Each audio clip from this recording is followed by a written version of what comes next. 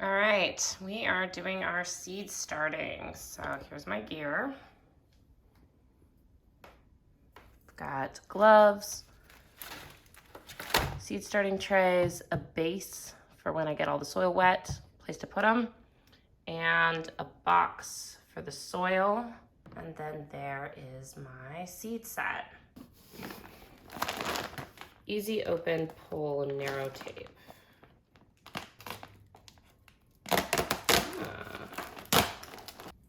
Try to find a right hand glove and fail, and then just use this one backwards because I've cut on my left hand today. So this soil is actually pretty moist.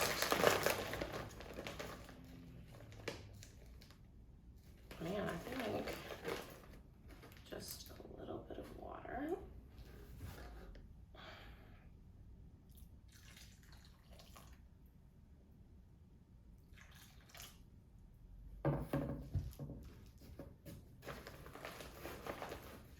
It's a little bit of moisture here. Oh yeah, this smells amazing. Good dirt. All right, let's get started here.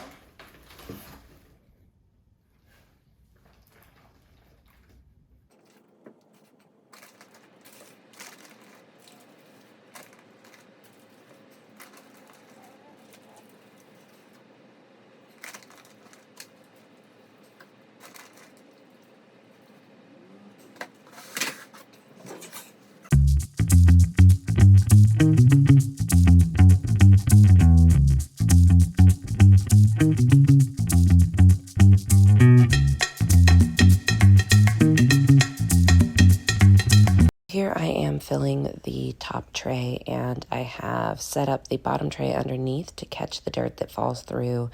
You'll see between each cell of soil there's a little gap, and that is where the soil is falling through. And so I put another tray underneath to catch that soil.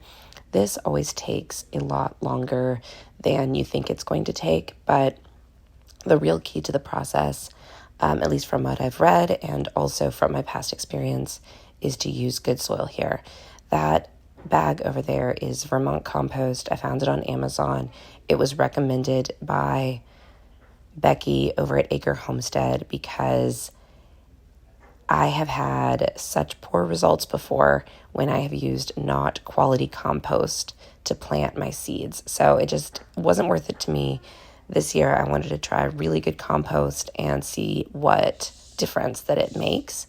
And my understanding is it makes a huge difference. That plus having, a good light over the seeds once they come up. So one of the other things I'm doing here, I put a little bit of water in the soil in the bag just to start kind of the moisturizing process. But that whole pitcher of water over there, at least about half of it, I ended up putting in the tray underneath the seed cells and letting the water kind of come up from the bottom. That is my favorite way to water seeds, is up from the bottom, because it doesn't disturb the surface where I end up putting in the seeds. So what I did in this case was I put all of the soil in. You'll see I put in all of the seeds at the end, and then I watered from the bottom up, just filling up the tray at the bottom with water, with enough water to soak all of the soil all the way through, but without disrupting the seeds once they were already in there. So this is me filling the second tray. I didn't end up actually having enough to plant in this second tray. I'll use it in a couple of weeks when I start my lettuce and other sort of more winter vegetables. But for the vegetables that I wanted to start right now, this seed cell is actually huge, and this number of seed cells is actually huge for my garden, and especially with the things that I was planting which are rather large, and so I didn't need quite so many seeds. So this is me showing you my plan. I did the plan that I had discussed on my last video, and then I actually went through and kind of refined it and put some more specific details around it. One of the things I am constantly trying to find a solution to is an inexpensive seed labeling process. So in this case, I had some kind of shiny cardboard, and I grabbed some toothpicks and decided this may be the new option here from just a box that I had in my house, a Sharpie marker, and some toothpicks to label my seed trays this time. My seed stash right here, and I'm going to talk through planting seeds. You often do this in the spring, but you can also do it in the fall. It is way, way, way too hot outside to plant any of this right now in the ground. So what I'm going to do is do a nice seed start tray. I'm going to have filled one tray.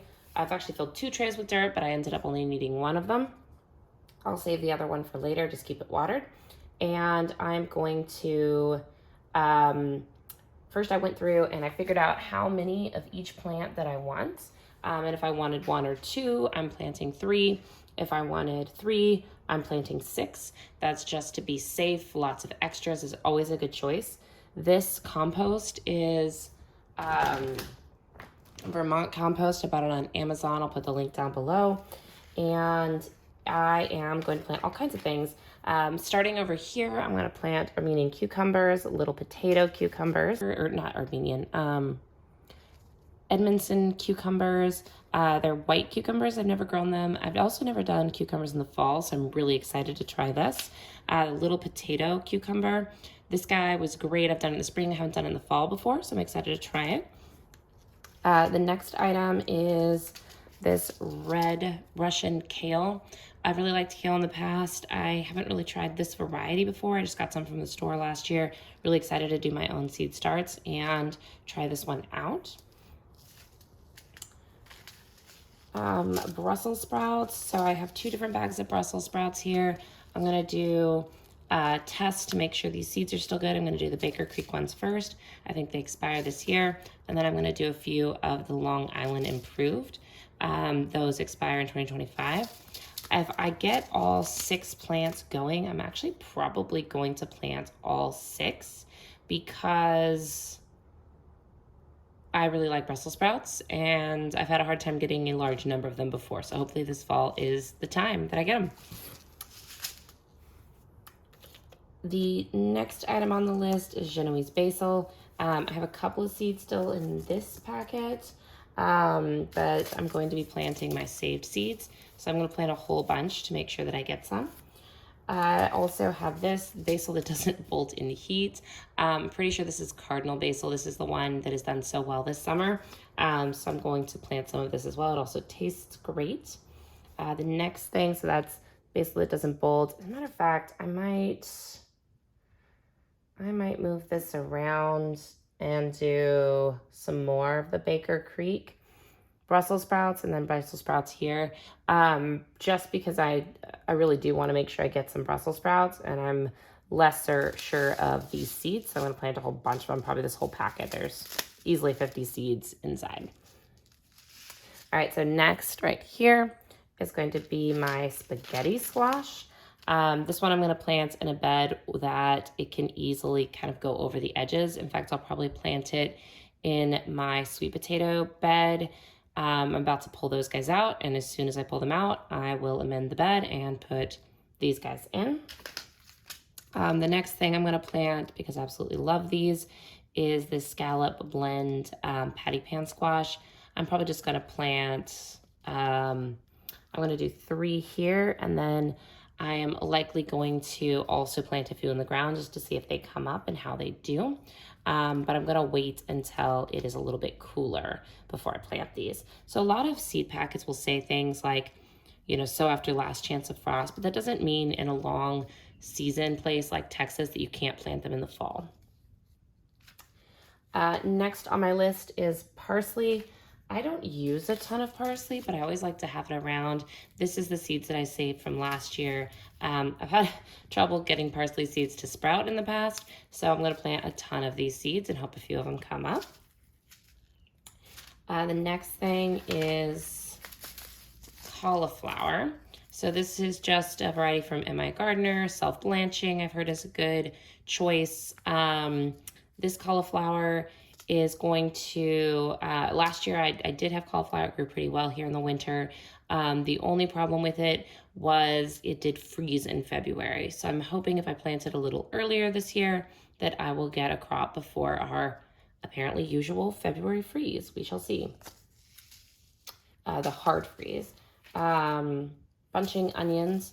So I'm going to plant a bunch of these. I've never really tried them before, but they seem like something I could tuck in around the garden. So I'm actually planting 2 full rows of them just to see what happens. Figure with onions, you can always plant a lot. You can always use a lot of onions. The next thing that I'm doing, and this is a little bit unique, I'm planting 3 rows here, Royal Burgundy, Strike, and Contender beans. So the Royal Burgundy are these, the Strike, and the Contender. And something I'm really not good at is succession planting. So what I'm going to do today is I'm going to plant the first 2 of this one, 2 of this one, and 2 of this one. And we'll see how they all come up. And then in 2 weeks, I'll plant the next 2. And in 2 more weeks, I'll plant the next 2. And my goal here is to get these guys up, get their first true leaves on them, and then get them in the ground. Frequently, you don't do that, but I've had a really hard time getting beans started. So I'll also probably start some in the garden, but I wanted to make sure I at least got a few plants, and this is kind of my backup option. And beans do like heat, but I don't think even beans that like heat would like 107 degrees or even 100 degrees. So I'm gonna wait to plant anything in the ground until it's at least under 90 a few days of the week, which could be a month from now, unfortunately. It is, by the way, I'll put the date up there so you guys know what date it is. All right, let's get planting.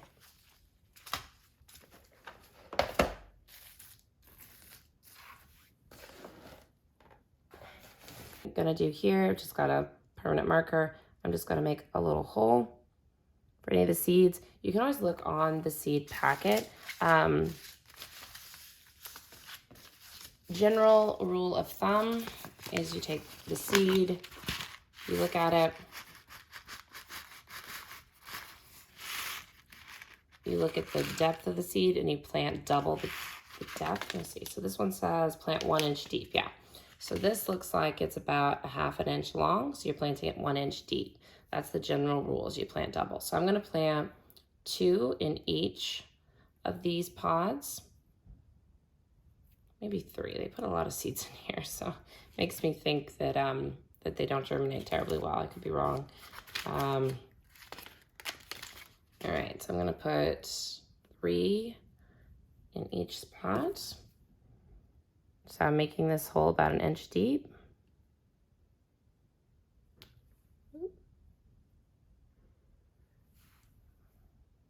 Really should like mark on here where 1 inch is. I think it's, yeah, all right. 1, 2, 3, 2, 3, 2, 3. All right. Cool. That's good there. And then I'll just go along here and complete this process. Some of the seeds is going to be a little trickier because they're going to be really small. This one, for instance, let's see, it says to, just read the seed packet. It says to plant 3 seeds every 18 inches. These germinate pretty well, and I have way too many seeds here now. But I'm going to, and then how deep does it say to plant it? 1/4 an inch, and that makes sense. These are really tiny. You don't want to have them far away from the surface. So all I'm going to do is just move the soil over just a tiny bit, just so I have enough soil to put over the top. I'm just moving it a little bit, and then I'm sprinkling approximately 3 seeds in each one of these. All right, good to go. So dusting back over is just kind of flicking the soil back over with your finger and then putting a little bit of pressure on the top. This is a Charles Dowding thing I learned from him. Seeds need to feel strong contact with the soil to know they're firmly planted. And then another thing is I will not top water this. I won't put water over the top. Maybe I'll mist it if it's looking really dry. But I'm actually gonna use like some water, and I'll put it in a base like that. Over there, I'll put this seed tray on top of it, and the water will soak up from the bottom via osmosis. And see, on this seed packet, it doesn't say how deep to plant them, but they're a tiny bit bigger than the red Russian kale. So I'll probably do 3 or 4 in each hole, and I'll probably do just a little deeper than I did the kale because they're a little bigger. And I'm not going straight down pressure-wise because I want the soil to be loose underneath. I'm kind of doing a circular motion and bumping the soil aside. So these are older seeds, so I'm putting a good number in there, hoping I get a few to come up. Putting like 3 or 4 in each one. Yeah, I'm gonna go ahead and do 4 in each one. All right, still didn't need very many seeds. All right, then I'll just brush the soil over.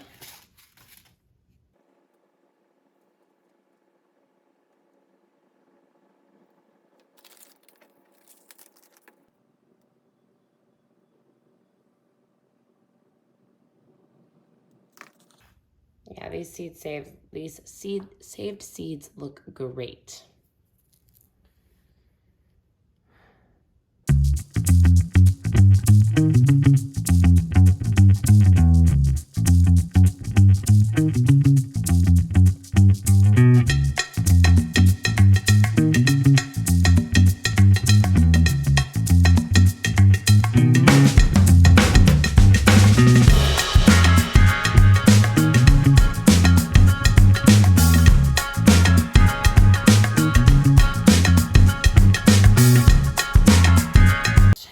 I'm also going through and doing all the holes first because I want to make sure that I don't forget which ones I've put things in and which ones I haven't. I'll do all the little seeds, I'll do the big seeds last.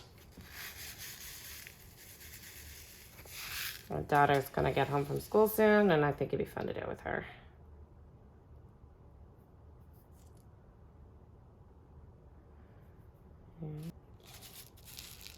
Little tiny seeds. That's a cauliflower. So parsley seeds apparently only last like a year. So I want to make sure to plant some just so that I keep having plenty.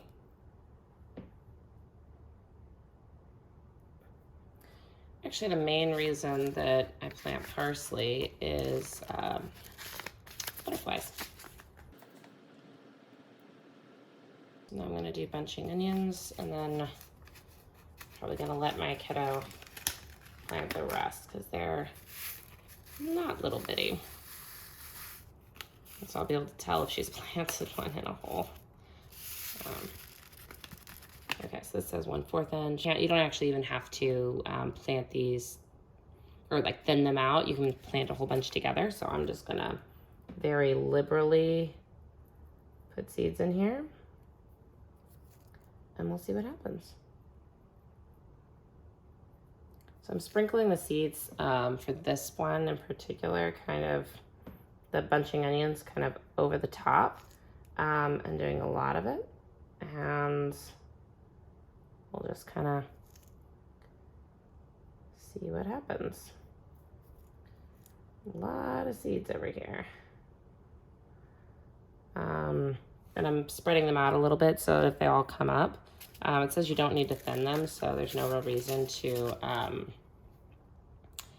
not plant a whole bunch unless you, and I can thin it later if I decide I want bigger bulbs is what it said. So these will be great for cooking. So I'm also not really very heavily covering this. I'm just kind of pressing down the soil. There's a couple places I probably could have put more soil in. But I'm just kind of pressing in the soil to make sure there's good contact between the seed and soil, but you can still see, I don't know if you can see it on the camera, but you can still see a little bit of the seeds or a few of the seeds at the surface, and that's okay. I'm okay with them being really near the surface. They're really small, and I think they're meant to be at 1/4 of an inch, and 1/4 of an inch kind of means right at the surface, and so I don't think a little sunlight would hurt them. So we're gonna I'm going to plant the rest of these bigger seeds when my kiddo gets home, because that's a fun activity. Thank you so much for hanging out with me. I am really looking forward to this fall season, getting to take you guys on garden tours that aren't 106 degrees. Have a wonderful day. I've, of course, got dirt all over my hands, as any good gardener should. Have a wonderful day. Thanks.